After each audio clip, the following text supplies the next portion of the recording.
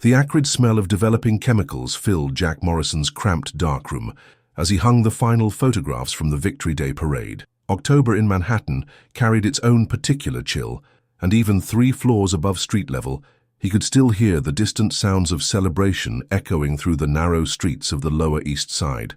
Jack had been a newspaper photographer for the New York Herald for 12 years, and parades were routine assignments. Politicians waving from convertibles, veterans marching in formation, children clutching small American flags. He'd captured it all 1,000 times before. But as he examined the wet prints hanging from the clothesline, something made him pause. The third photograph from the left showed the crowd gathered at the corner of Hester and Ludlow Streets. The usual faces filled the frame, mothers holding babies, elderly men in worn coats, teenagers pressed against the police barriers. Standard parade fare. But there, standing perfectly still among the moving crowd, was a girl who didn't belong. She appeared to be about 12 years old, with dark hair pulled back in an old-fashioned style. Her dress was different too, a simple white frock with puffy sleeves and a high neckline that belonged to another era entirely. While everyone around her showed the natural blur of movement, she stood frozen, staring directly at the camera with an expression that made Jack's skin crawl.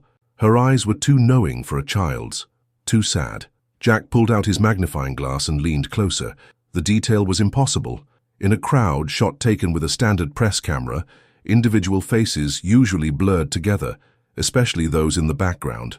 But this girl's image was crystal clear, every feature perfectly defined, as if she'd been standing alone in perfect lighting. Even stranger, the people immediately around her seemed to be looking through her, as if she weren't there at all. A woman in a red hat appeared to be occupying the same space as the girl's left shoulder, yet both figures were clearly visible. "Working late again, Morrison?" Jack spun around to find Eddie Chen, the Herald's crime reporter, leaning against the doorframe. Eddie was one of the few Chinese-American journalists in the city, and his sharp instincts had made him invaluable to the paper's investigative team. "Just finishing up the parade shots," Jack said, trying to keep his voice steady. "Nothing exciting."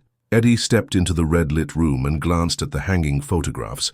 His eyes immediately found the anomalous image. "Who's the kid in the old-timey dress?" "That's what I'm trying to figure out." Jack handed him the magnifying glass. "Take a look."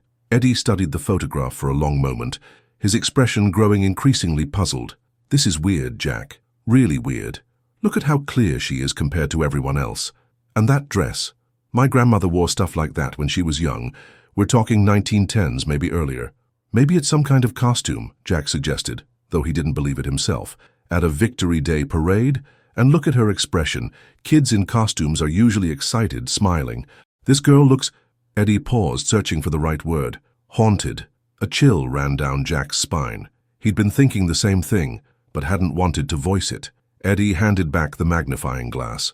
"You know what's really strange? The way the light hits her. Everyone else in the photo has normal shadows, but she seems to be lit from within, like she's glowing." Jack hadn't noticed that detail before, but Eddie was right. There was an ethereal quality to the girl's image, as if she existed in a different realm entirely. "I think you should show this to someone who knows about photography," Eddie continued. "Maybe there's a technical explanation. Double exposure, maybe." "I was there, Eddie. I took this shot. There was no girl in an old dress standing in that crowd." The words hung in the air between them, like a challenge to reality itself. Eddie's usually skeptical expression softened into something resembling concern. "You're sure?" "Positive. I would have noticed her immediately. Hell, I would have taken a dozen shots just of her. A kid dressed like that at a 1950 parade. That's front-page material right there." Eddie studied his friend's face in the dim red light. Jack Morrison was known throughout the Herald newsroom for his steady nerves and sharp eye. If he said something was impossible, it probably was. "So what are you thinking? Some kind of, I don't know, supernatural thing?" Jack didn't answer immediately. He'd covered enough strange stories in his 12 years at the paper to know that New York City held more mysteries than most people imagined. But this was different. This was personal proof of something that shouldn't exist. "I'm thinking I need to find out who she is," Jack finally said. "Or was." "Was? Look at her clothes, Eddie. Look at her face. That girl belongs to another time. And if I'm right—" He trailed off, unwilling to complete the thought. "If you're right, what?" Jack met his friend's eyes in the dark room's crimson glow. "If I'm right, then I just photographed a ghost."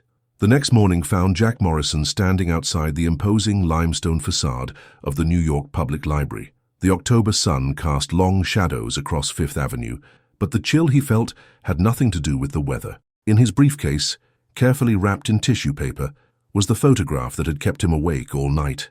The library's archives were housed in the basement levels, a labyrinth of narrow aisles lined with newspaper records dating back to the city's founding. Jack had spent enough time here researching stories to know his way around, but today felt different. Today he was hunting something that might not want to be found. Mrs. Eleanor Hartwell had been the head archivist for 23 years, and her encyclopedic knowledge of the city's documented history had helped Jack solve more than one mystery. She looked up from her desk as he approached, her wire-rimmed glasses reflecting the harsh fluorescent lights. "Mr. Morrison, how unusual to see you here so early. What brings you to my domain today?" "I need to look through missing persons reports from around 1912, Jack said, setting his briefcase down carefully. "Specifically missing children in the Lower East Side." Eleanor's expression shifted to one of professional curiosity. "That's quite specific. May I ask what story you're working on?" Jack hesitated. How could he explain without sounding insane? "I'm investigating a possible connection between a historical disappearance and current events." "I see." Eleanor rose from her desk, her movements precise and efficient. "Follow me." The pre-1920 police records are kept in Section M. They descended deeper into the building's basement levels, past rows of bound volumes and filing cabinets that held the city's documented memories. The air grew cooler and more humid, carrying the musty scent of aging paper and forgotten stories. "Here we are," Eleanor said, stopping before a wall of leather-bound volumes. "Missing persons, 1910 to 1915. What date range specifically?" "Let's start with 1912, probably spring or summer." Eleanor pulled down several heavy volumes and set them on a nearby reading table. These contained police reports, newspaper accounts, and witness statements. Quite comprehensive, really. The city took missing children cases very seriously even then. Jack opened the first volume and began scanning the entries. The pages were filled with heartbreaking stories. Children who wandered off and never returned. Runaways who disappeared into the city's underground. Victims of accidents or crimes that were never solved. But none of the descriptions matched the girl in his photograph. He was halfway through the summer records when he found her. Margaret Whitmore, age 12, disappeared June 15, 1912, last seen playing outside her family's tenement at 127 Ludlow Street. Jack's blood ran cold. Ludlow Street, the same corner where he'd photographed the parade. "Find something?" Eleanor asked, looking up from her own research at a nearby table. "Maybe." Jack read the full report aloud. Margaret Whitmore, daughter of Thomas and Catherine Whitmore, vanished on a Tuesday afternoon while playing hopscotch with friends outside their building. Witnesses reported seeing her one moment, then she was simply gone. No trace was ever found, despite an extensive police investigation. Eleanor moved closer, peering over his shoulder.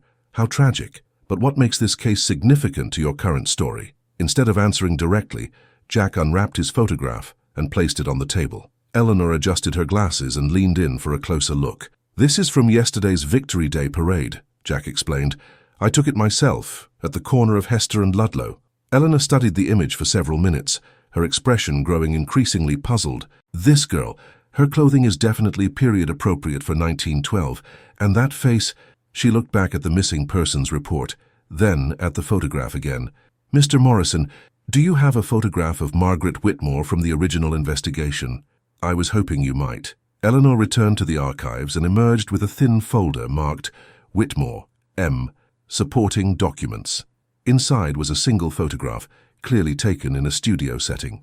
It showed a young girl with dark hair and serious eyes, wearing a white dress with puffy sleeves. Jack placed the two images side by side. The resemblance was unmistakable. Same face, same hair, same dress, same haunting expression. But there was one crucial difference. In his 1950 photograph, the girl looked exactly as she had in 1912. She hadn't aged a day. "This is impossible," Eleanor whispered, but her academic skepticism was wavering. "People don't just stop aging." "No," Jack agreed. "They don't. But look at the evidence." Eleanor examined both photographs with a magnifying glass, checking for signs of manipulation or doctoring.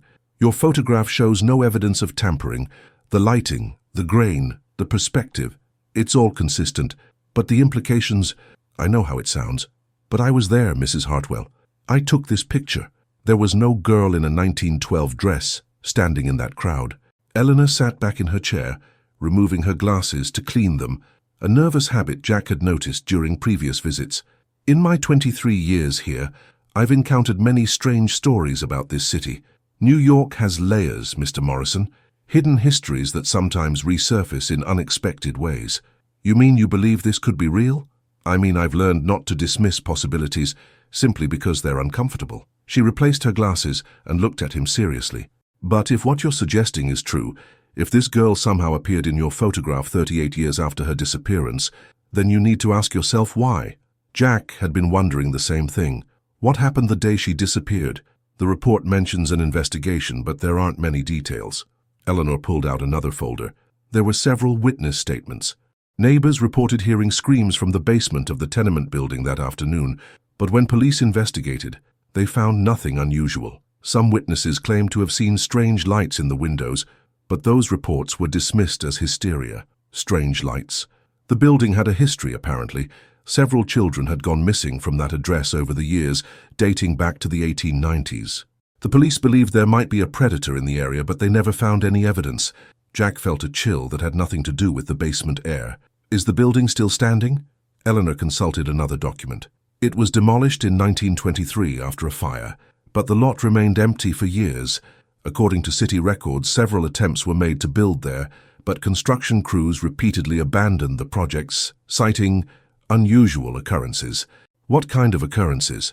Equipment malfunctions, unexplained accidents, workers reporting voices in the walls, the usual stories you hear about haunted ground. Eleanor paused. Mr. Morrison, if you're planning to investigate this further, I'd recommend caution. Some mysteries are better left unsolved. But Jack was already closing the folders, his mind racing with possibilities. Margaret Whitmore had appeared in his photograph for a reason. After 38 years of silence, she was trying to tell him something, and he intended to find out what. The afternoon shadows were growing long as Jack Morrison stood at the corner of Hester and Ludlow Streets, comparing the current scene to his impossible photograph. The Victory Day decorations had been taken down, leaving behind only faded confetti scattered in the gutters and the lingering smell of hot dogs from yesterday's celebration.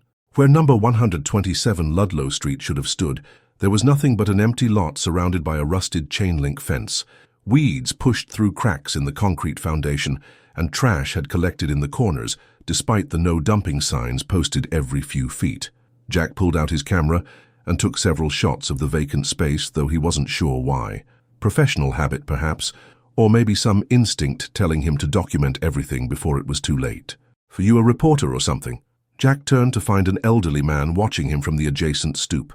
The man appeared to be in his 70s, with weathered hands and eyes that had seen too much of the city's harsh realities.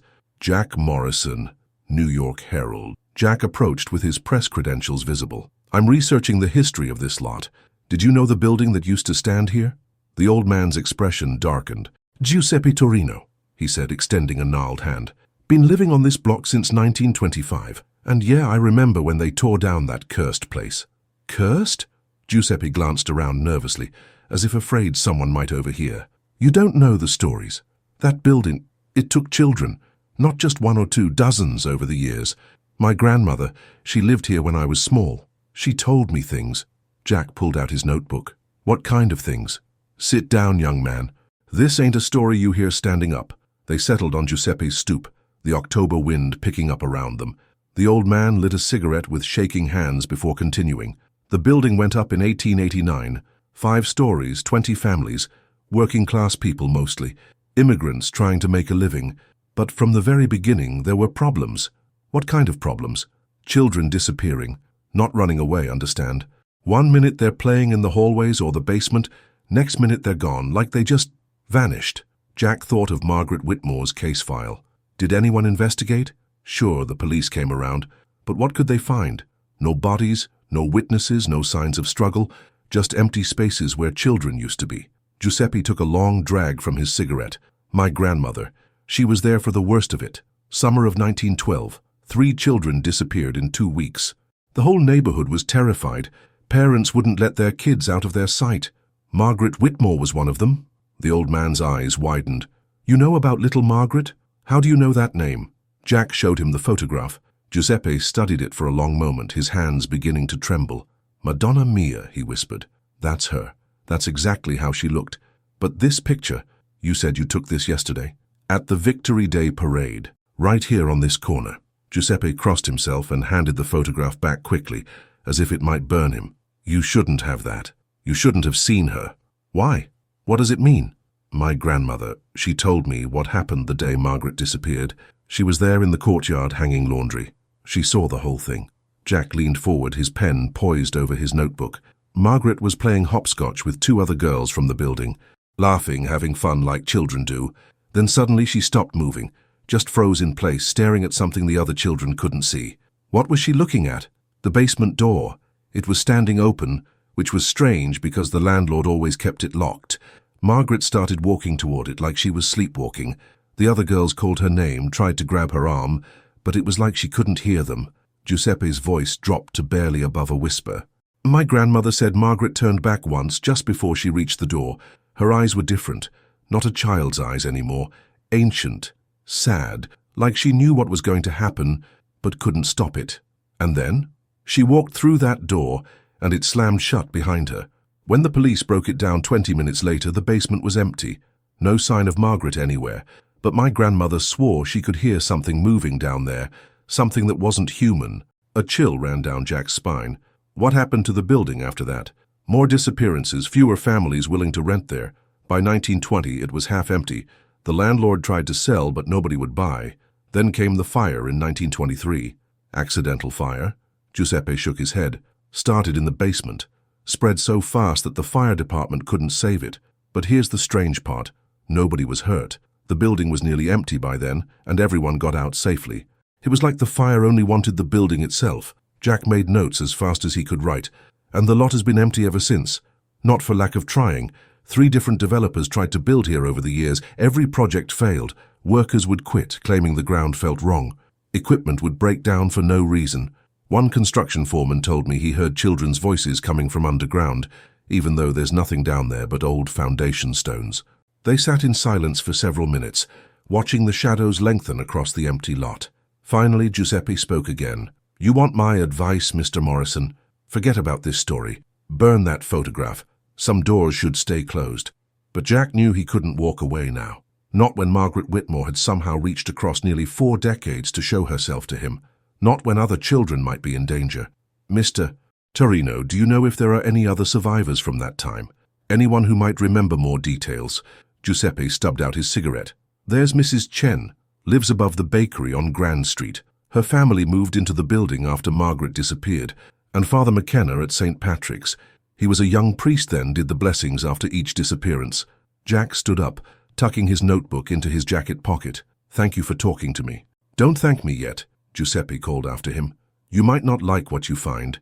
As Jack walked away from the empty lot, he couldn't shake the feeling that he was being watched. He turned back once and thought he saw a small figure standing behind the chain-link fence, but when he looked again, there was nothing there but shadows and swirling leaves. In his jacket pocket, the photograph seemed to grow heavier with each step. St. Patrick's Cathedral on Mott Street was a modest brick building compared to its grand namesake uptown, but it had served the Lower East Side's Catholic community faithfully since 1885. Father Sean McKenna, now in his 70s, moved slowly through the nave, his arthritis making each step deliberate and careful. Jack found him lighting votive candles near the altar, the small flames casting dancing shadows across the priest's weathered face. "Father McKenna, I'm Jack Morrison from the Herald. I was hoping to speak with you about some events from 1912. The priest paused, a half-lit match frozen in his hand. 1912. That was a dark year for this parish. He finished lighting the candle and turned to face Jack fully. "What specifically brings you here, my son?" Jack showed him the photograph, watching carefully for the priest's reaction. Father McKenna studied it for a long moment, his lips moving in what might have been a silent prayer. "Margaret Whitmore," the priest said finally. "I remember her face. Such a sweet child. But this photograph, when was this taken?"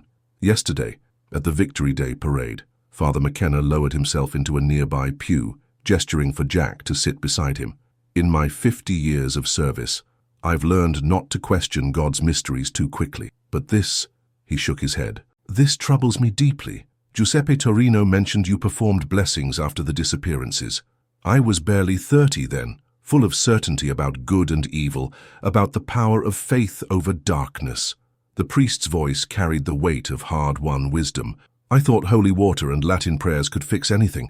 I was naive. What changed your mind? Father McKenna was quiet for so long that Jack wondered if he'd forgotten the question.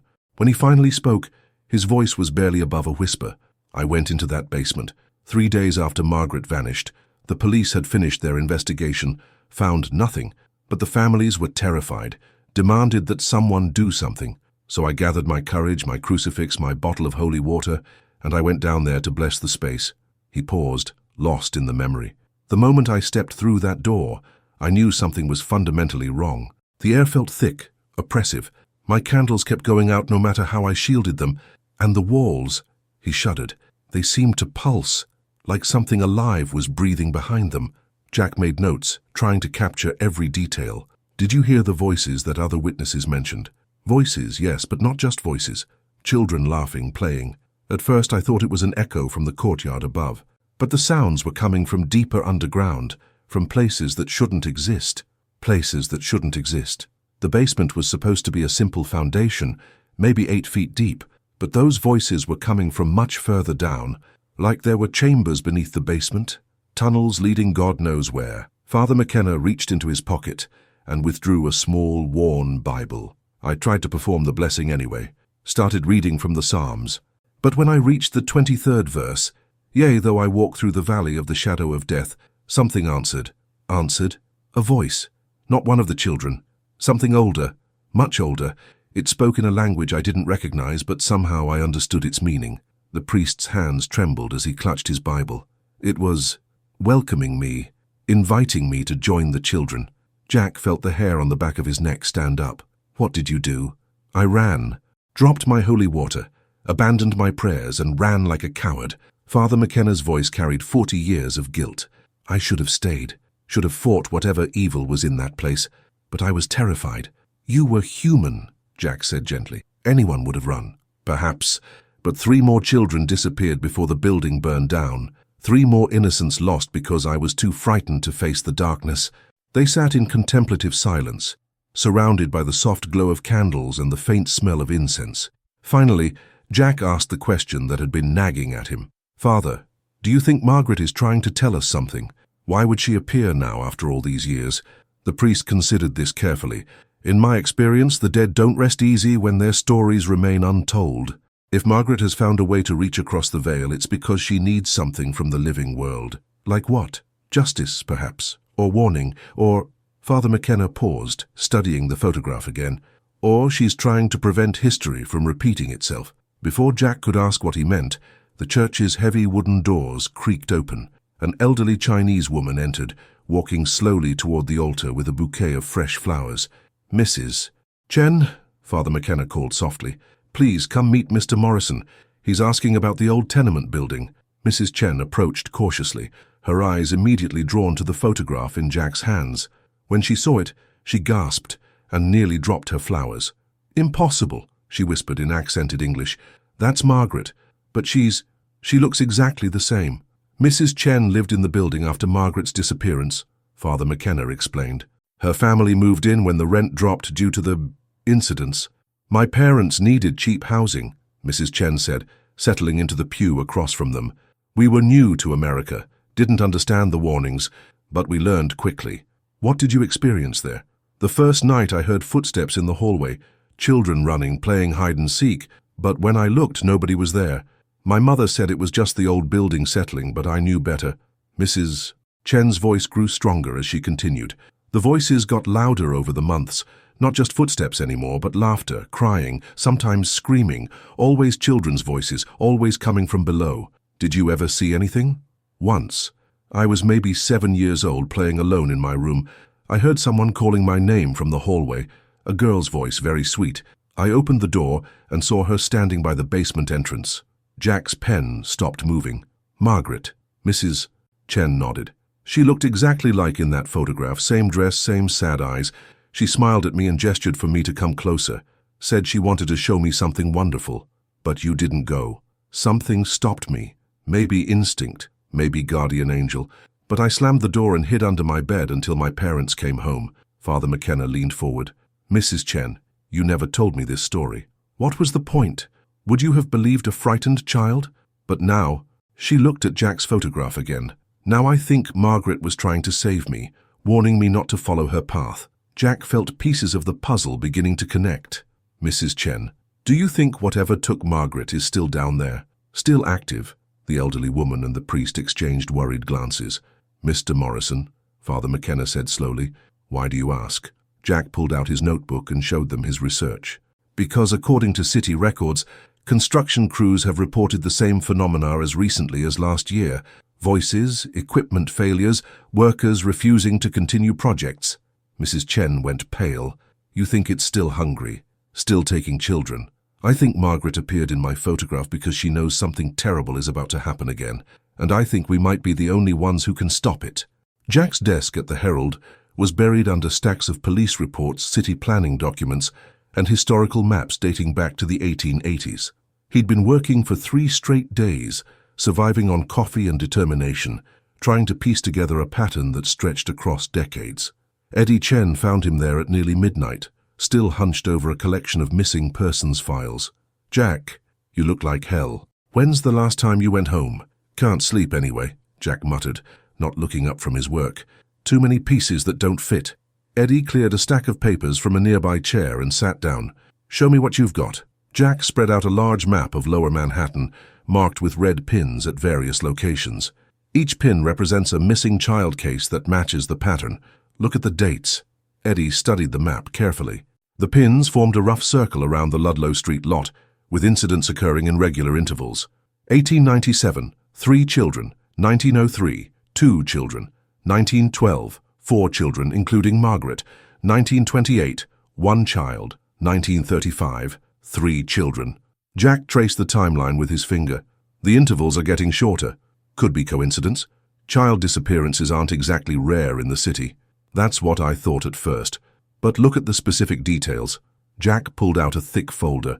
In every case, witnesses reported the same phenomena. Children acting strangely before they vanished, walking toward basements or underground areas as if drawn by something. Strange lights, unexplained sounds, and in several cases, other children claiming they saw the missing kids days or weeks after the disappearances. Eddie's skeptical expression began to waver. Sightings after they were gone? Always brief glimpses. A face in a basement window, a figure in an alley, voices calling from storm drains. And here's the really strange part. In every sighting, the missing children looked exactly the same as when they disappeared. No aging, no changes. Like Margaret in your photograph. Exactly. Jack pulled out another document. But there's more. I found records of similar incidents going back much further. 1867, 1841, even some fragmentary reports from the 1820s. Always the same area, always children, always the same unexplained circumstances. Eddie leaned back in his chair, processing the information. So what are you thinking? Some kind of predator who's been operating for over a century? No predator lives that long, and no human predator could make children simply vanish without a trace, or cause all these unexplained phenomena. Jack's voice dropped to a whisper. I think we're dealing with something that isn't human. Before Eddie could respond, the newsroom's night security guard appeared at Jack's desk. Mr. Morrison, there's a young lady here to see you. Says it's urgent. Jack looked up, surprised. It was nearly 1 in the morning. Did she give her name? Agnes Murphy. Says she has information about your story. Jack and Eddie exchanged glances. They hadn't published anything yet, hadn't mentioned their investigation to anyone outside their small circle of sources. Send her up. Agnes Murphy was perhaps 25 years old, with auburn hair and green eyes that held a mixture of determination and fear. She clutched a worn leather portfolio against her chest as she approached Jack's desk. Mr. Morrison, I heard you've been asking questions about the old tenement building on Ludlow Street. News travels fast, please sit down. This is Eddie Chen, my colleague. Agnes settled into the chair, still holding her portfolio tightly. I'm a graduate student at Columbia, working on my thesis about urban folklore and unexplained disappearances. I've been researching the Ludlow Street incidents for 2 years. Jack felt a surge of excitement. What have you found? More than I bargained for.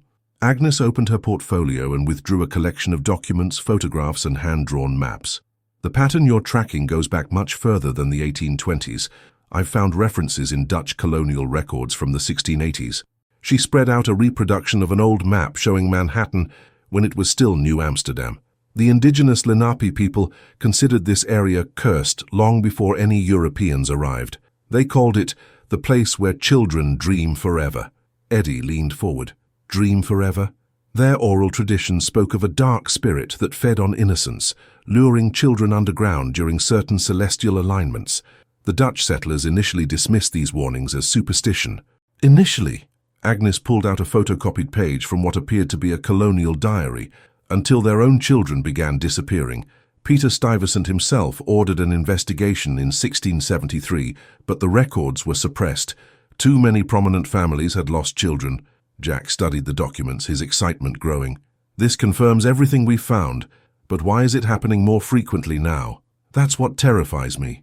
Agnes withdrew a modern geological survey from her portfolio. The city's been conducting underground mapping for the new subway expansions.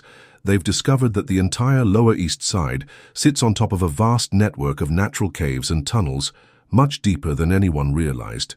She pointed to a cross-section diagram showing the underground structure. These aren't man-made. They're limestone caverns formed over thousands of years. And the deepest chambers directly beneath the Ludlow Street area show signs of artificial modification. Modified how? Stone arrangements that don't match any known architectural styles, symbols carved into the walls, and according to the survey team's notes, acoustic properties that amplify sound in very specific ways. Eddie was studying the geological map intently. You're saying there's some kind of ancient structure down there? I'm saying there's something down there that predates human settlement in this area by centuries. Something that the Lenape people knew to fear, that the Dutch tried to hide, and that's been feeding on children for over 300 years. Jack felt all the pieces clicking into place. And Margaret appeared in my photograph because it's getting ready to feed again. Agnes nodded grimly. Based on the historical pattern, we're overdue for another incident. The last documented disappearance was in 1935. That's 15 years ago, the longest gap in recorded history. Maybe it's dormant, Eddie suggested hopefully. Or maybe it's been building strength for something bigger. Agnes pulled out one final document, a recent missing persons report. 3 children have disappeared in the past month from the Lower East Side. Different neighborhoods, different circumstances, but all within a half-mile radius of the Ludlow Street lot. Jack's blood ran cold. 3 children. Why wasn't this reported in the papers? Because they weren't connected officially. Different precincts, different detectives, but I've been tracking all missing persons cases in the area. Agnes's voice shook slightly. Mr. Morrison, I think it's starting again, and I think it's going to be worse than anything in the historical record. The 3 of them sat in silence, surrounded by centuries of evidence pointing toward an unthinkable conclusion. Outside the newsroom windows, the city slept peacefully, unaware that an ancient evil was stirring beneath their feet. Jack looked at Margaret's photograph, still pinned to his bulletin board. Her sad, knowing eyes seemed to be pleading with him to hurry. Time was running out. Detective Ray Sullivan of the 7th Precinct was not a man easily impressed by newspaper reporters, but Jack Morrison's credentials and Eddie Chen's reputation for solid crime reporting had earned them a grudging audience. The 3 of them sat in Sullivan's cramped office, while Agnes Murphy waited in the lobby, her research materials spread across a nearby bench. 3 missing kids in a month, Sullivan confirmed, pulling files from his desk drawer. But I don't see how they're connected. Different ages, different backgrounds, different circumstances. Jack opened his notebook. Tell us about each case. Sullivan consulted the first file. Tommy Kowalski, age 8. Disappeared October 2nd. While playing in the courtyard behind his family's apartment on Rivington Street, his mother was hanging laundry, turned around for maybe 2 minutes, and he was gone. Any witnesses? The other kids said Tommy just stopped playing suddenly and walked toward the basement door. When they called his name, he didn't respond. The door was found standing open, but the basement was empty when we searched it. Eddie and Jack exchanged significant glances. The pattern was unmistakable. What about the second child? Sarah Martinez, age 10, vanished October 15th from the playground at Seward Park. She was with a group of friends from school, but they all said the same thing. Sarah suddenly got quiet, stared at something they couldn't see, then walked away toward the old maintenance buildings.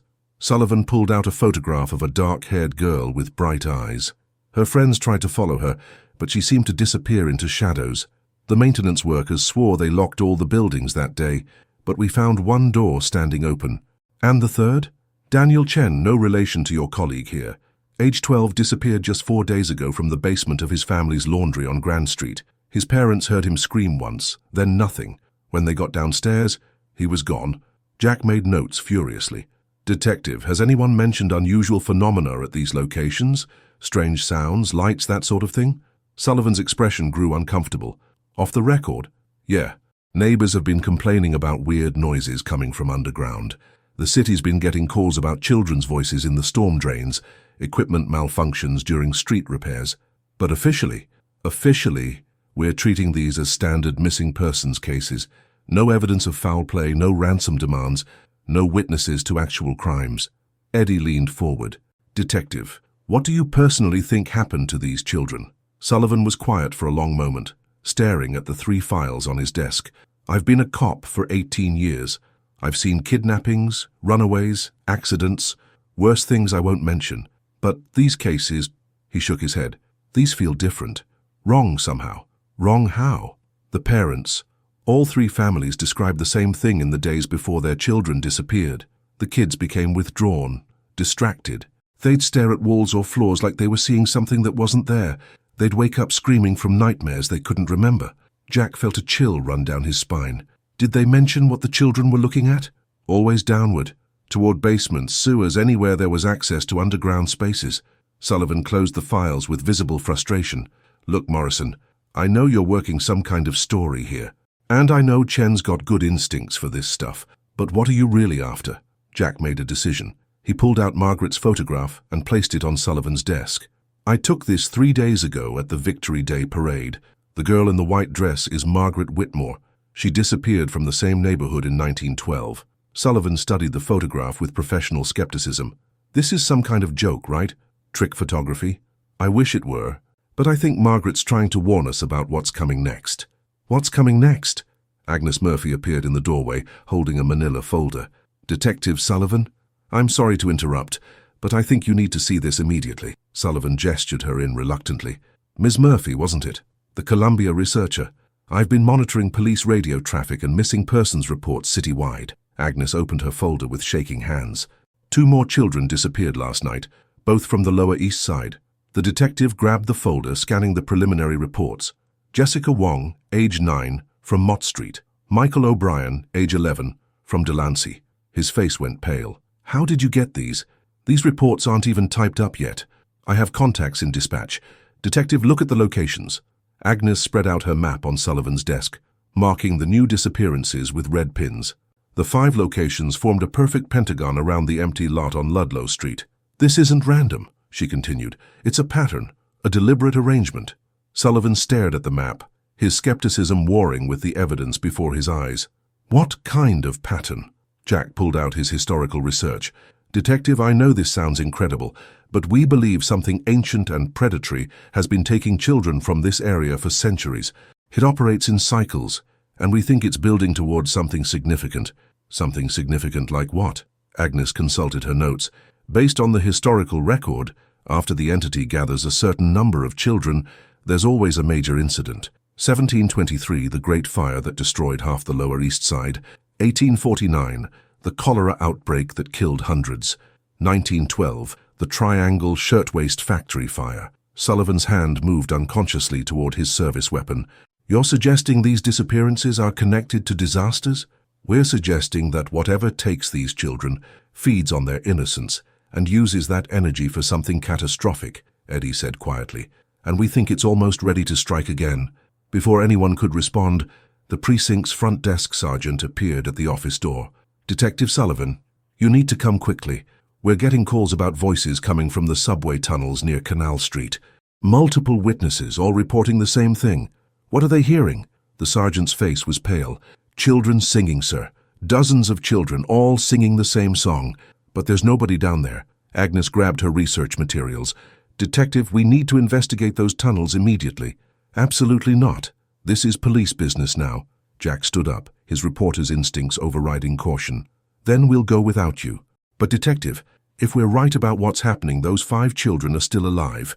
They're being held somewhere underground, and we're running out of time to save them. Sullivan looked at the map again, at the pentagon of disappearances surrounding the empty lot. His 18 years of police experience told him to stick to standard procedures, but his gut was screaming that this case was far from standard. "Against my better judgment," he said finally, "I'm going to treat this as a legitimate lead. But if we're going into those tunnels, we're going armed and with backup."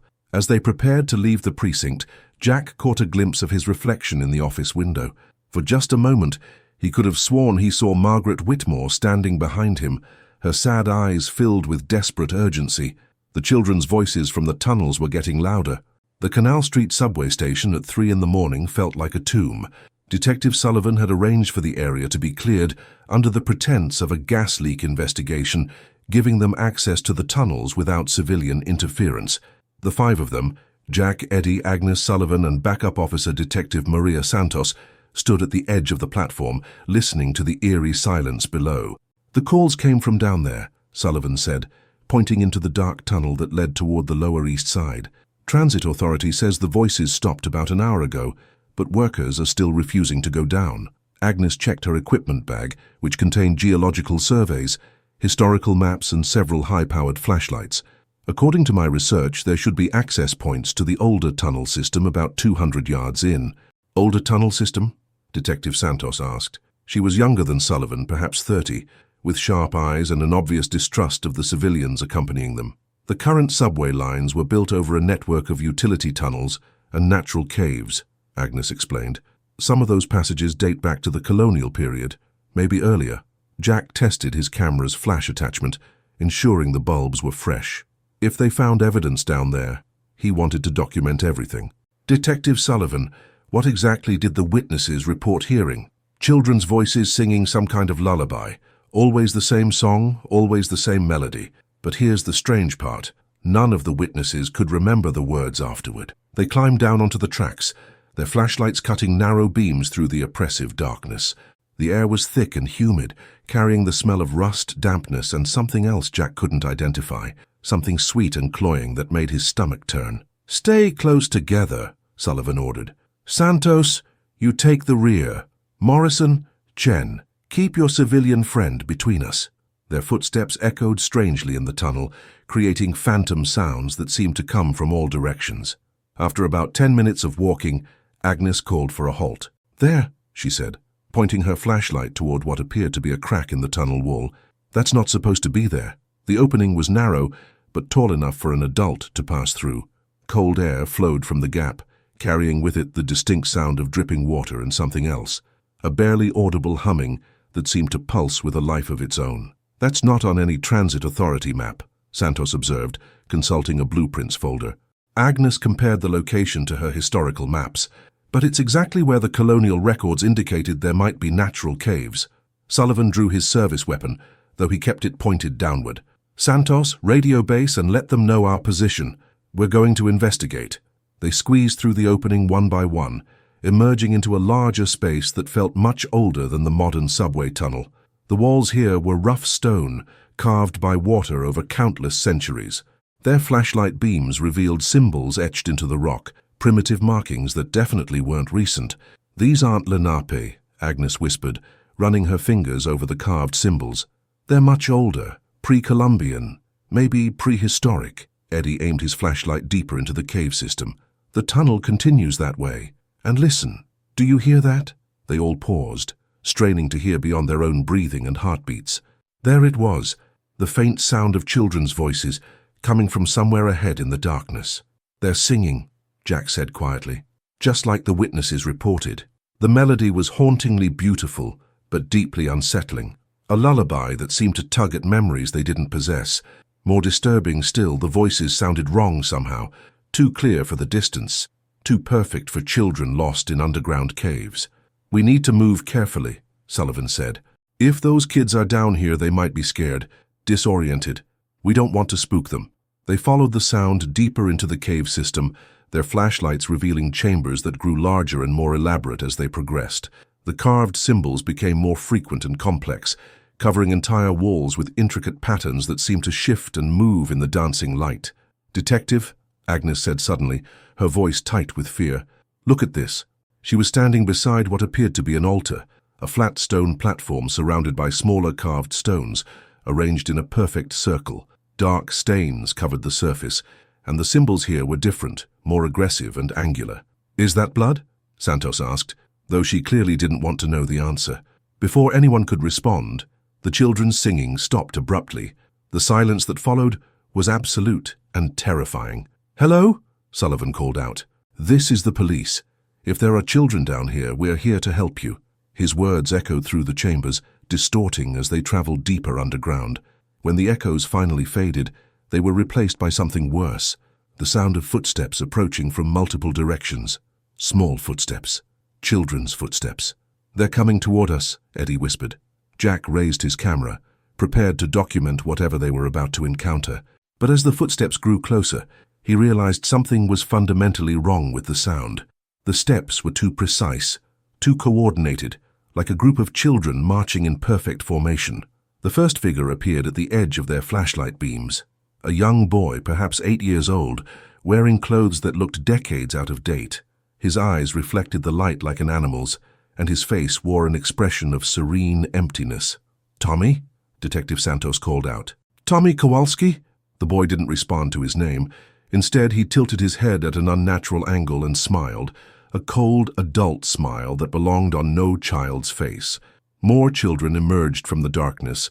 Jack recognized Sarah Martinez from the police photographs, but like Tommy, her eyes held no recognition, no fear, no humanity.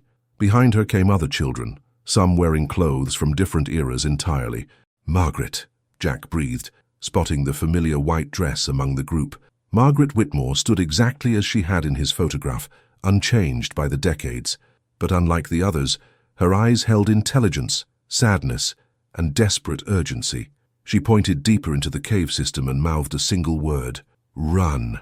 That's when Jack realized the children weren't walking toward them. They were being walked, their movements controlled by something else. Something that was using them as bait. From the deepest part of the cave system came a sound that chilled them all to the bone, a low, rhythmic chanting in a language that predated human civilization. And with it came the unmistakable sense of something vast and hungry stirring in the darkness. "We need to leave," Agnes said, her voice shaking. "Now." But as they turned to retreat, they discovered that the entrance they'd used was no longer there. The cave wall showed no sign of an opening, as if it had sealed itself while they were distracted. They were trapped underground with a collection of children who weren't quite children anymore, and something ancient was waking up in the depths below.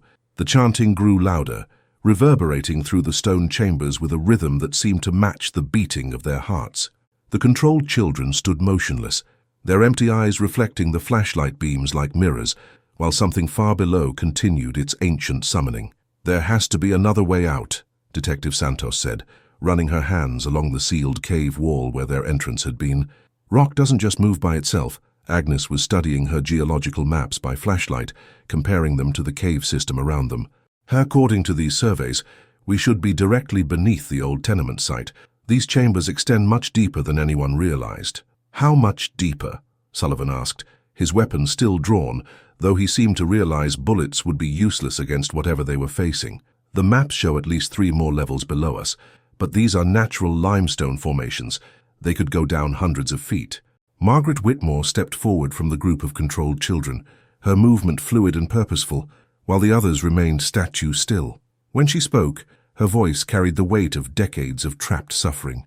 "It's waking up," she said, her words barely above a whisper but clearly audible in the stone chamber.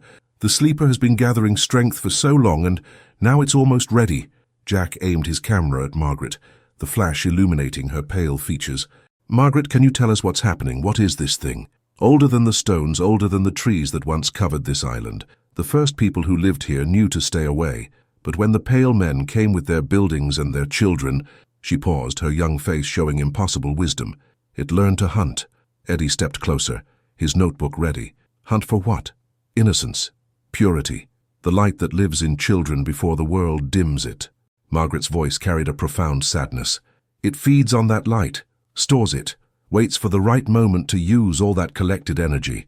The chanting below grew more intense, and the carved symbols on the walls began to pulse with a faint phosphorescent glow. The controlled children started moving in unison, turning toward a passage that led deeper into the earth. "Where are they going?" Detective Santos demanded. "To complete the circle," Margaret replied. 5 children to anchor the summoning, dozens more to provide the power. When the ritual is finished, the sleeper will be free to walk the surface world again. Agnes consulted her historical research. "Margaret, you mentioned disasters following the disappearances. What happens when this thing is fully awakened?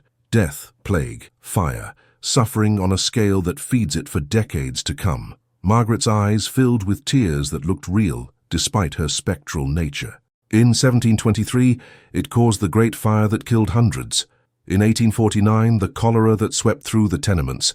It plants seeds of catastrophe and feeds on the harvest of misery.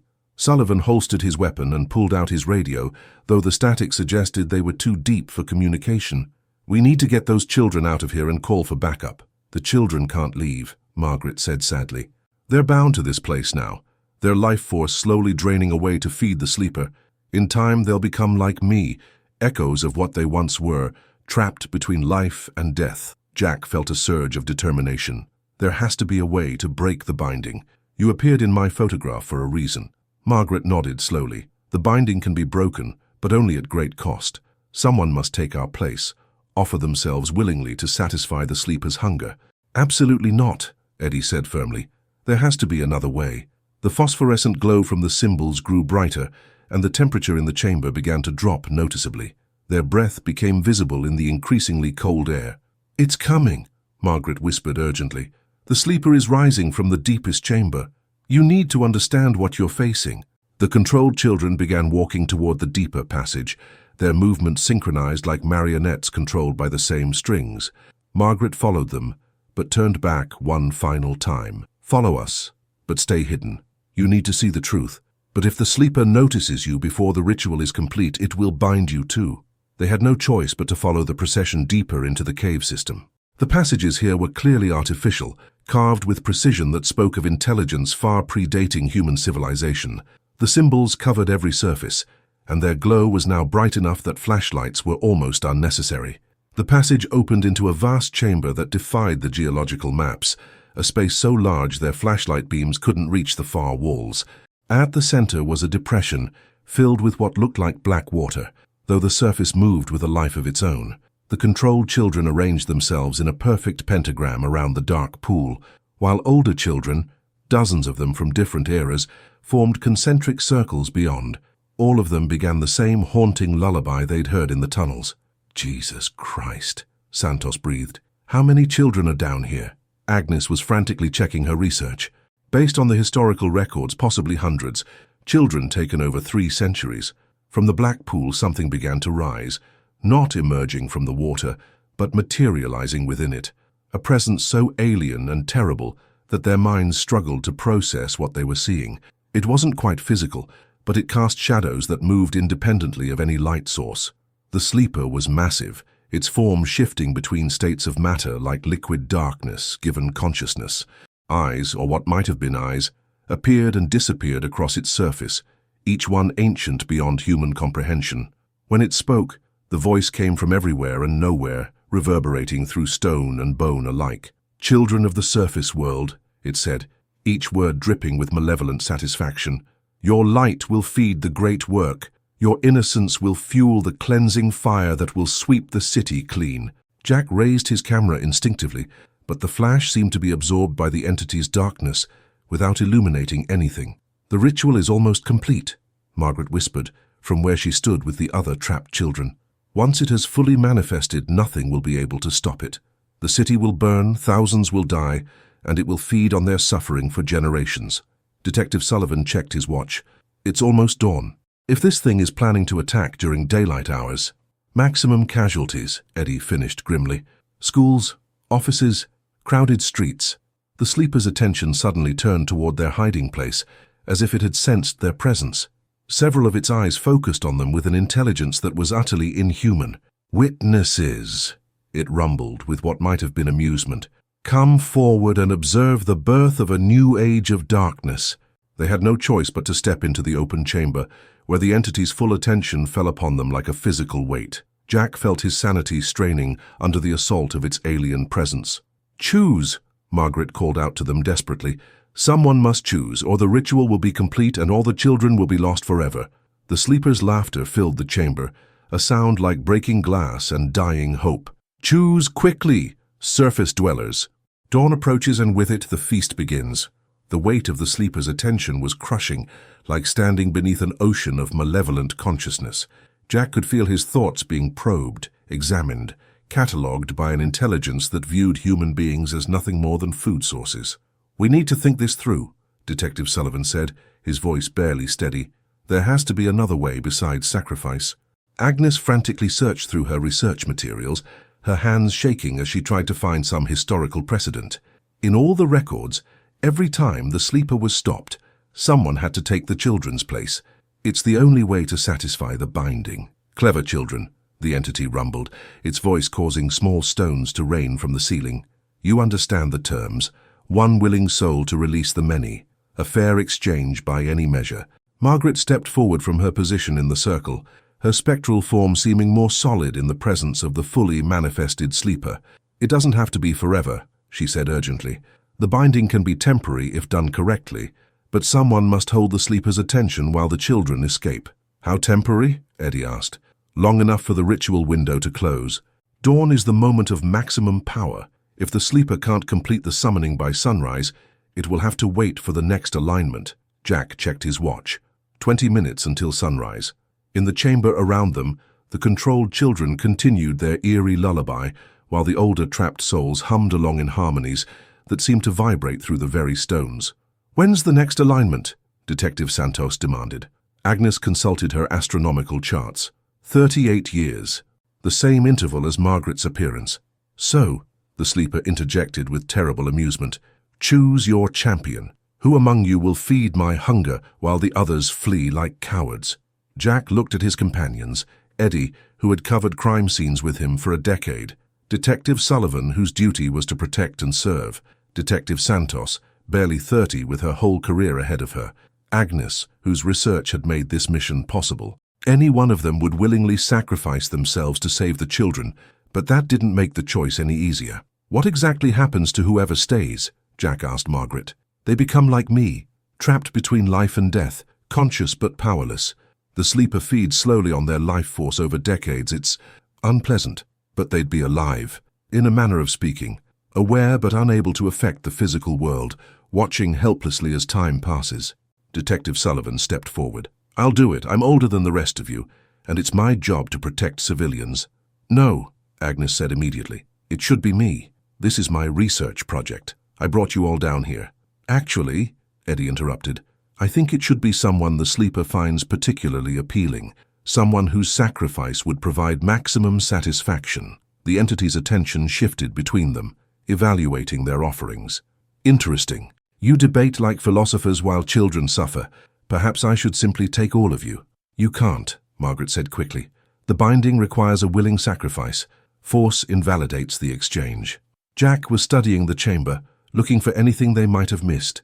The symbols on the walls, the arrangement of the children, the dark pool where the sleeper had manifested. There had to be something that could help them.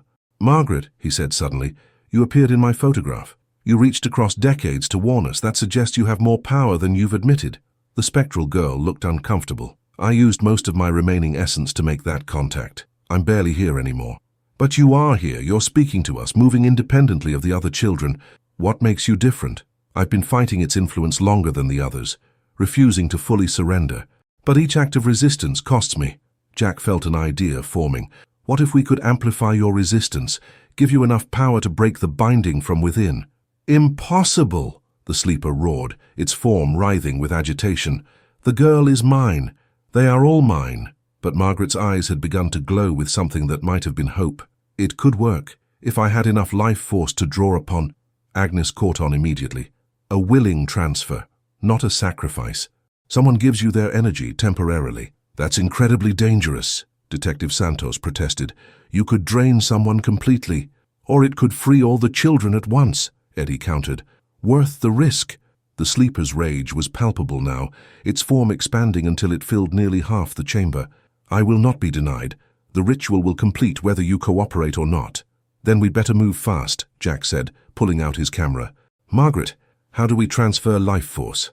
Physical contact, but it has to be someone with strong emotional connection to the situation, someone who truly believes in the possibility of saving these children.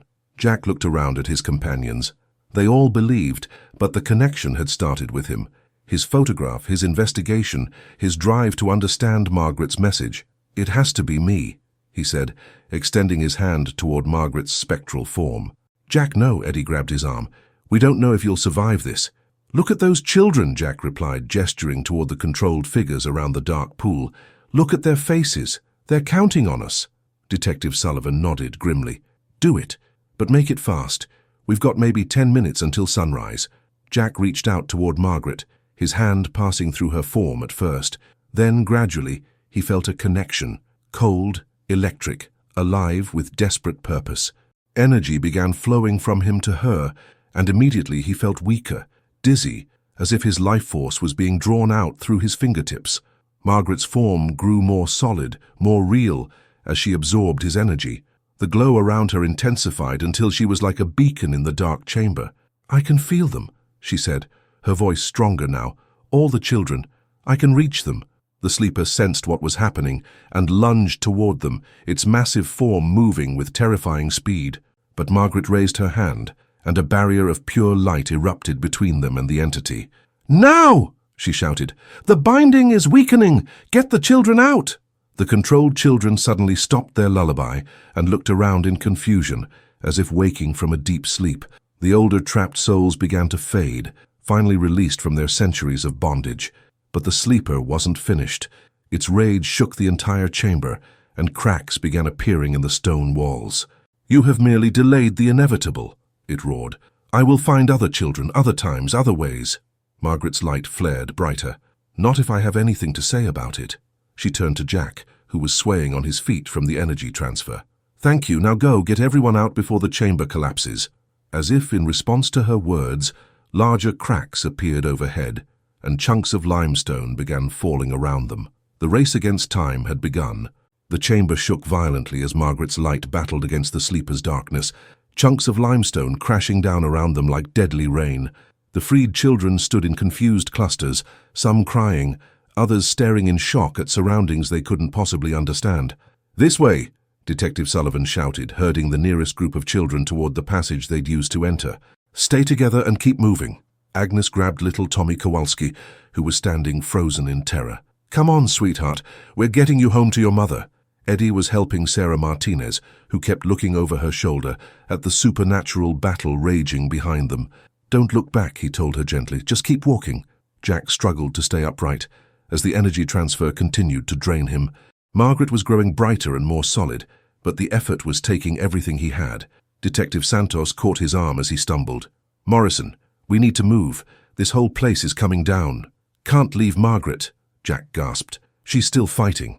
The battle between Margaret and the sleeper had become a war of light against shadow, each surge of power causing more damage to the already unstable chamber.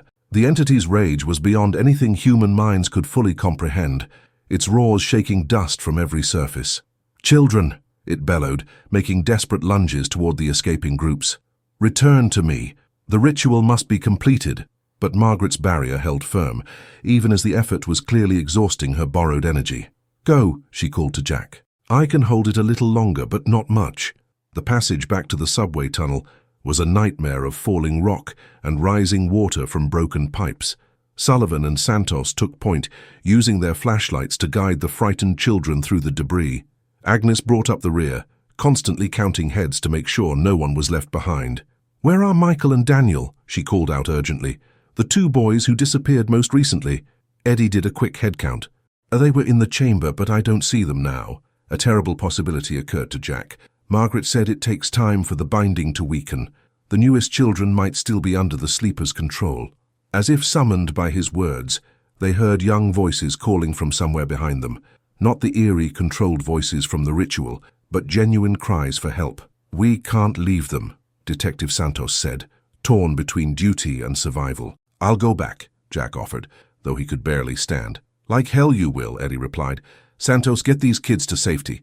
Sullivan, Agnes, and I will go back for the others. No, Agnes said firmly. I know this cave system better than anyone. I should go. The argument was interrupted by another massive tremor that knocked several of them to their knees. Somewhere behind them, Margaret's light flared once more, then began to dim. "She's weakening," Jack realized. "The energy I gave her is running out." Detective Sullivan made the decision for all of them. "Santos, take Morrison and the rescued children to the surface. Radio for medical assistance and backup. The rest of us are going back for those boys." Before anyone could argue, he was already heading back toward the collapsing chamber, Agnes and Eddie close behind. Detective Santos half-carried Jack, while shepherding the group of rescued children toward what they hoped was still an exit. The passage to the subway tunnel was nearly blocked by fallen rocks, but Santos managed to squeeze through with the children one by one. Tommy Kowalski went first, then Sarah Martinez, each child emerging into the relative safety of the transit system like refugees from a nightmare. Jack was the last to make it through, just as a massive section of ceiling collapsed behind them, sealing the passage completely. "The others," he gasped. "Sullivan, Eddie, Agnes, they're still down there." "Radio's not working down here," Santos said, checking her equipment. "We need to get topside and call for rescue teams." They climbed up to the Canal Street station, emerging into the grey light of dawn. The October morning felt impossibly bright and clean after the horrors underground. Santos immediately began radioing for assistance, while Jack sat heavily on a bench, watching the rescued children slowly return to awareness. "Where am I?" Tommy Kowalski asked, looking around in confusion. "How did I get here?" "You're safe now," Jack told him. "We're going to get you back to your parents." Within minutes, the station was filled with police officers, paramedics, and frantic parents who had been called by dispatch. Jack watched reunions that were both joyful and heartbreaking, children who couldn't remember what had happened to them, embracing parents who had given up hope of ever seeing them alive again. But his mind was on the 3 people still trapped underground. As the rescue operation organized above, he knew that time was running out for Sullivan, Eddie, and Agnes. The chamber would be completely collapsed by now, and if the sleeper was still active, Detective Santos approached him as paramedics checked the rescued children. "Morrison, I need you to tell me exactly what happened down there for the official report." Jack looked at her skeptically. "You're going to put supernatural entities and spectral children in an official police report. I'm going to put down that we discovered a network of unstable caves where kidnapped children were being held by an unknown assailant. The children were rescued and the perpetrator was trapped in a cave-in. What about Margaret? The other ghost children?" Santos was quiet for a moment. "What about them? I saw scared kids who needed rescuing. Everything else," she shrugged. "Stress, poor lighting, imagination. You know how it is in situations like this." Jack understood. The truth was too impossible for official records, too dangerous for public knowledge. Better to let people believe in a more conventional explanation. But as the morning wore on and no word came from the rescue teams trying to reach the collapsed chamber, Jack began to fear the worst. Eddie, his longtime friend and colleague, Detective Sullivan, who had risked his life to save children. Agnes, whose research had made the rescue possible. Had their sacrifice been worth it? 5 children were safe, dozens of spectral souls had been released, and an ancient evil had been stopped from unleashing catastrophe on the city. But the cost? Jack pulled out his camera and looked at the photograph that had started everything. Margaret's image was still there, but something had changed. Her expression was peaceful now, no longer desperate or pleading, and in her eyes there was something that looked like gratitude. As he watched, her image began to fade, becoming more transparent with each passing moment. By the time the sun was fully up, the photograph showed only an empty space where she had stood. Margaret Whitmore was finally at rest, but somewhere beneath the city, 3 brave people were still fighting for their lives. 50 feet below Canal Street, Detective Sullivan pressed himself against the cave wall as another section of ceiling crashed down where he'd been standing moments before. The passage back to the subway tunnel was completely blocked now, tons of limestone sealing them in with the dying supernatural entity. "Agnes!" he called out through the dust and debris. "Eddie, sound off! Here!" Agnes's voice came from somewhere to his left. "I found them. I found Michael and Daniel." Sullivan followed her voice through the maze of fallen rocks, his flashlight beam cutting through the thick dust. He found Agnes kneeling beside 2 boys who looked dazed but unharmed. Michael O'Brien and Daniel Chen were conscious and responsive, though they seemed confused about where they were. "How did we get down here?" Daniel asked, his voice small and frightened. "It's a long story, son," Sullivan said gently. "So right now we need to focus on getting out." Eddie appeared from behind a pile of rubble, blood trickling from a cut on his forehead. The main passage is completely blocked. I checked 3 different routes. We're sealed in. Agnes consulted her geological maps by flashlight. There might be another way. These limestone formations often have multiple chambers connected by narrow passages. If we can find one of the deeper caves, that means going back toward where that thing was, Sullivan pointed out. That thing is dying, Agnes replied.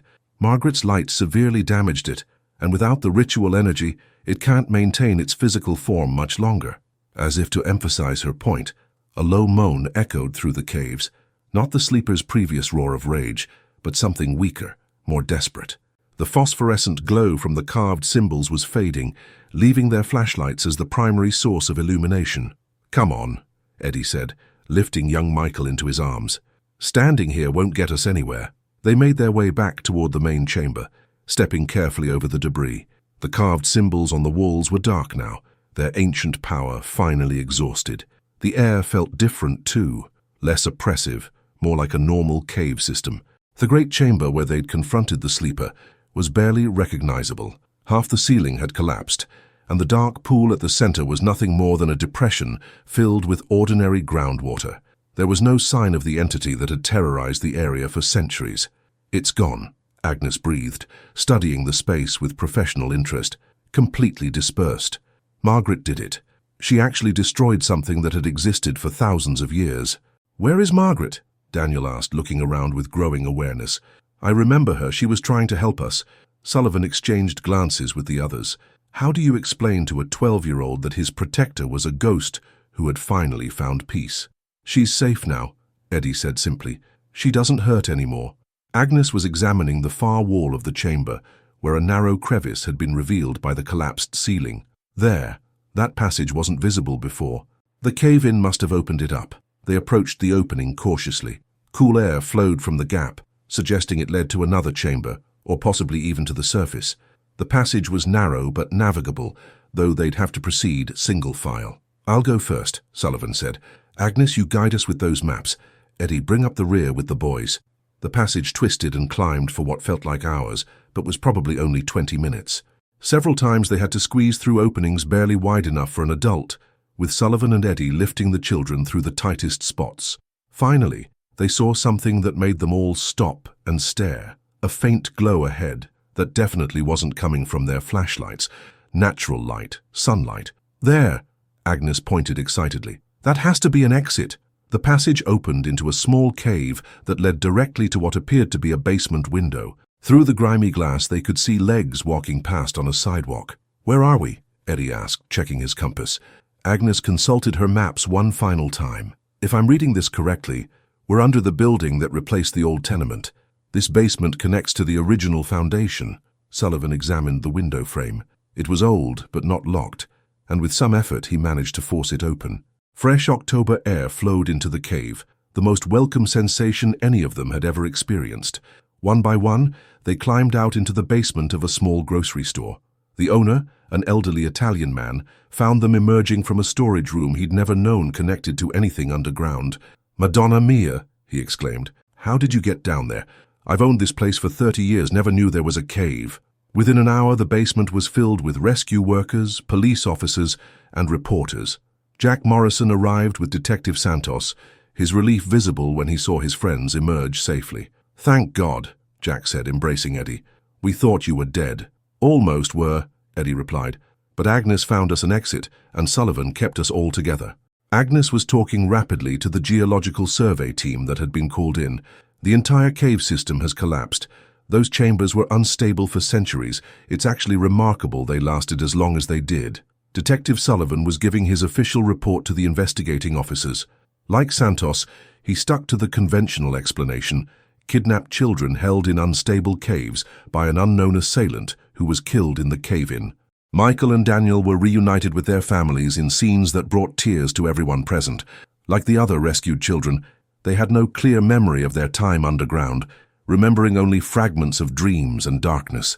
Jack stood apart from the celebration, looking at his now empty photograph. Margaret was gone, her presence no longer needed.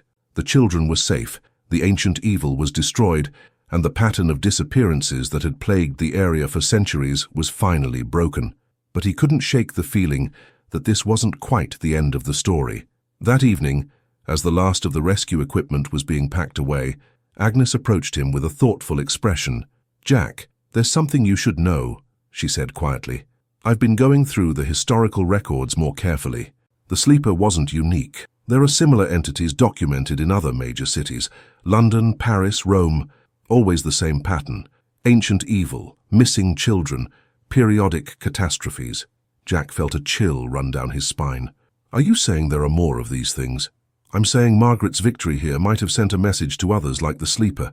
They'll know their kind can be defeated. Is that good or bad?" Agnes looked out toward the city skyline, where millions of people were going about their lives unaware of how close they'd come to disaster. "I guess we'll find out," she said. "But if they do surface elsewhere, at least now we know they can be stopped."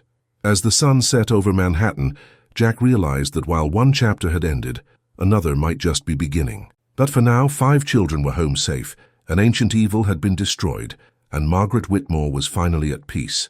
Sometimes that had to be enough. 6 months later, Jack Morrison stood in the same spot where he'd photographed the Victory Day parade, watching construction workers break ground for a new apartment building. The empty lot that had harbored centuries of darkness was finally being reclaimed by the living world. The Herald had run his story about the rescue of 5 kidnapped children from an unstable cave system. It had won him a journalism award and earned praise from the mayor's office for bringing attention to the city's need for better geological surveys. The truth, the real truth, remained buried in sealed police files and the memories of those who had lived it. "Any regrets about not telling the whole story?" Eddie Chen asked, joining him at the construction site's fence. "Every day," Jack admitted.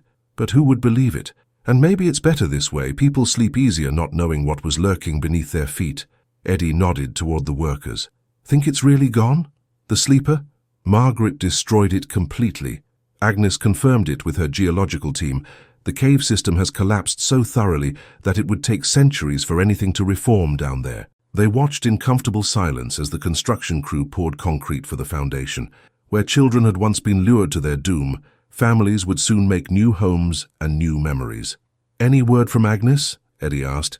"She's in London now, investigating similar patterns in the historical records there. Turns out the Thames has its own collection of unexplained disappearances dating back to Roman times." "And Detective Sullivan?" Jack smiled. "Promoted to detective lieutenant. The department was so impressed with his handling of the cave rescue that they put him in charge of the new missing persons task force." "What about the children? How are they adjusting?" That was the question Jack had been hoping to avoid. "Most of them are doing well. No lasting physical effects, and the memory gaps seem to be protecting them from psychological trauma. But, Tommy Kowalski started drawing pictures a few weeks ago. Detailed drawings of underground chambers and symbols that match what we saw down there. His parents think it's just childish imagination, but..." Eddie's expression grew serious. "He remembers. Some of it, and he's not the only one. Sarah Martinez wakes up crying sometimes, saying she heard children singing in her dreams. Daniel Chen has started sleepwalking, always heading toward basement doors." "Should we be worried?" Jack pulled out his current camera. He'd never been able to use the old one again after Margaret's image faded from it. "I don't think so. The children aren't being drawn to anything dangerous now. If anything, I think they're more sensitive to supernatural activity because of their experience. Early warning systems, in a way. That's either reassuring or terrifying. Probably both." They were interrupted by the arrival of a familiar figure. Detective Santos, now sporting sergeant's stripes, approached with a manila folder in her hands. "Thought you'd want to see this," she said, handing Jack the folder. "Missing persons report from Boston. 3 children in the past month, all from the same neighborhood." Jack opened the folder and felt his blood run cold. The pattern was unmistakable. The same age range, the same unexplained circumstances. Witnesses reporting children walking toward basement areas as if drawn by invisible forces. "Agnes was right," he said quietly. "There are others." Santos nodded grimly. "Boston PD is baffled. They're calling it a kidnapping ring, but they can't find any evidence of organized crime." "Sound familiar?" Eddie was reading over Jack's shoulder. "Back Bay area. Lots of old colonial buildings, probably sitting on top of caves or underground structures." "What do you want to do?" Santos asked. Jack looked at the construction site one more time, then at the folder containing evidence of a new supernatural threat. Margaret Whitmore had reached across decades to warn him about the sleeper's awakening. Now other children might be sending their own desperate signals for help. "Book us train tickets to Boston," he said finally. "Looks like we're not done yet," Santos smiled, the first genuine smile he'd seen from her since their underground ordeal. "I was hoping you'd say that. I've already spoken to my captain about a temporary assignment with Boston PD." "What about Agnes?" Eddie asked. "Should we contact her in London?" "Already did," Santos replied. "She's cutting her research trip short. Says she found evidence of similar entities throughout Europe, but also references to people who fought them successfully. She wants to put together a proper investigation team." Jack felt a familiar mixture of excitement and dread. The journalist in him was thrilled by the prospect of uncovering more supernatural mysteries.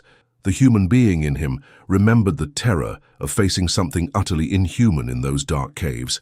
But then he thought about Tommy Kowalski's drawings, Sarah Martinez's nightmares, and Daniel Chen's sleepwalking. These children had been touched by ancient evil and survived. If they were now sensitive to similar threats, they might be humanity's best hope for early detection. "We'll need to be careful," he said. "Whatever we're dealing with in Boston, it's had time to establish itself. It won't be as weakened as the sleeper was." "But we know they can be defeated," Eddie pointed out. "Margaret proved that." Jack nodded, then pulled out his notebook and began making plans. If they were going to hunt monsters, they'd need to do it right. Research, preparation, backup plans, and most importantly, someone willing to make the ultimate sacrifice if necessary. As they walked away from the construction site, Jack caught a glimpse of movement in his peripheral vision.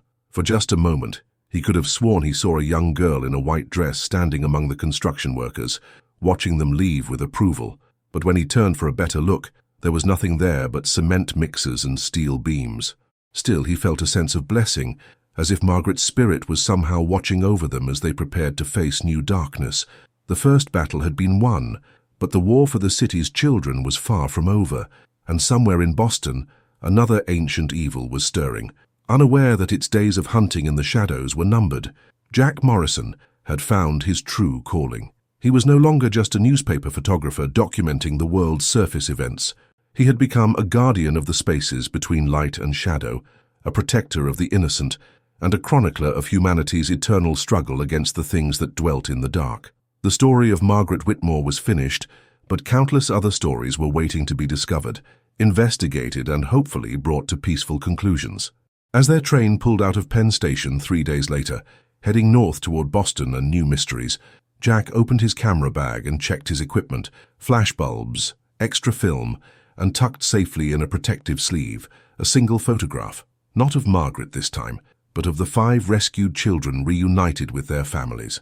Some images, he had learned, were worth more than 1,000 words. They were proof that light could triumph over darkness, that courage could overcome ancient evil, and that sometimes the impossible was just another word for hope. The train rolled through the October countryside, carrying 3 unlikely heroes toward their next encounter with the supernatural.